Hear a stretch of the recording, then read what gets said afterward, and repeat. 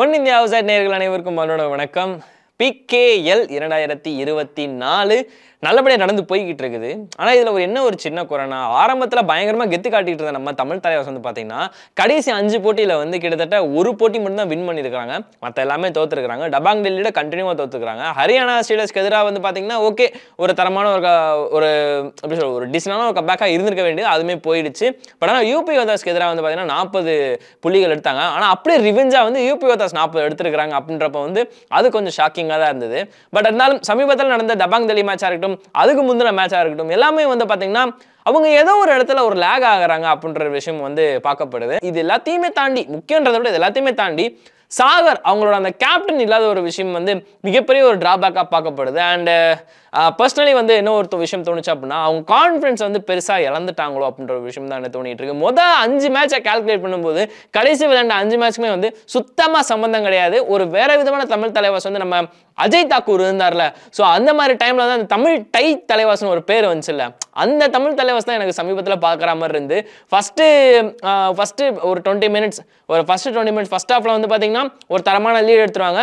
Second ஹாஃப்ல அப்படியே தூக்கி கொண்டு போய் விட்டு கொடுத்துருவாங்க. அப்படின்ற மாதிரி தான் வந்து கடந்த 2-3 மேட்சுகளாக இருந்தது நான் பார்க்குறதுக்கு. அண்ட் அது மட்டும் இல்லாமல் அவங்க ஒரு இருக்கிறாங்க ஈரானியன் பிளேயர் ஒரு பஸ்டாமி இருக்கிறாரு, அது போக மொயின் ஷஃபாங்கி இருக்கிறாரு. அப்படின்றப்போ 2 ஈரானியன் பிளேயருமே வந்து கலக்க வேண்டிய நேரத்தில் வந்து அந்த இடத்துல சொதப்பிடுறாங்க.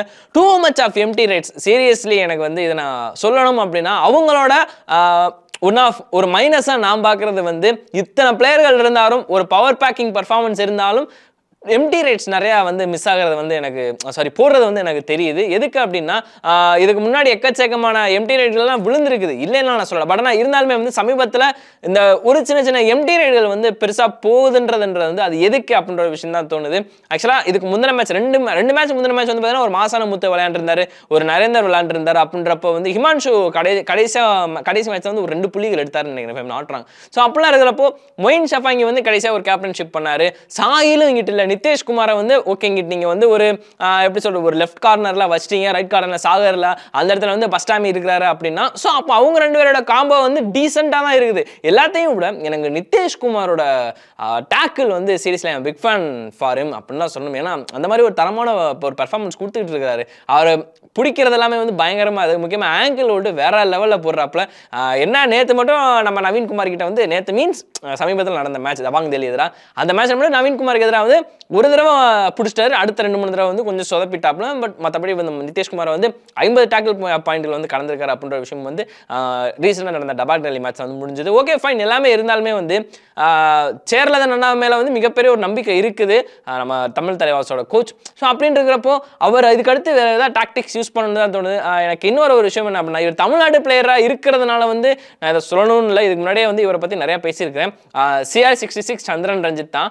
அவரோட ரைடு வந்து ரொம்ப ஸ்லோவாக இருக்குது, அது ஒரு விஷயமா பார்க்கப்படுது. And too much of empty rights வந்து நேற்றே, அதாவது ரீசெண்டாக டபாங் டெல்லி மேட்ச்ல வந்து போட்டிருந்தார் அப்படின்ற விஷயமே வந்து பார்த்தேன். அண்ட் அதுக்கு முன்னாடியே வந்து எக்கச்சக்கமான எம்டி ரைட்கள் போட்டுருக்காரு. அவர் வந்தாலும் எம்டி ரைட் நிறையா வந்து எனக்கு இவர் பார்க்கும்போது பவானி ராஜ்புட் இதுக்கு முன்னாடி விளாண்டார் இல்லையா, ஸோ அவர் மாதிரி இருந்துச்சு. அவர் போறார், ஒரு பயத்திலே போறாரா, அவர் ஸ்லோ தான் அவரோட நேச்சர். பட் ஆனால் புரியுது, இருந்தாலுமே வந்து அதுக்கேற்ற மாதிரி டீமுக்கு ஏற்ற மாதிரி விளையாடணும் அப்படின்ற விஷயமே வந்து நான் சொல்ல வரேன். ஸோ தமிழ் தலைவர் அவங்களோட கான்ஃபிடென்ட்டை இழந்து அவங்களோட வந்து ஒரு காம்போவுமே வந்து விட்டுட்டாங்களோ அப்படின்ற விஷயமும் வந்து நான் பார்க்குறேன். ஸோ மற்றபடி அவ்வளோதான். தமிழ் தலைவர் எங்கெங்கெல்லாம் லேக் ஆஃப் எனர்ஜி, கான்ஃபிடன்ஸ், பிளாப்லாப்னு சொல்லிட்டு நிறைய உங்களுக்குலாம் தோணும். அதெல்லாம் தாராளமாக கீழே கமெண்ட் பண்ணுங்கள். வேற ஒரு வீடியோ தாராளமாக உங்களை சந்திக்கிறேன். வணக்கம்.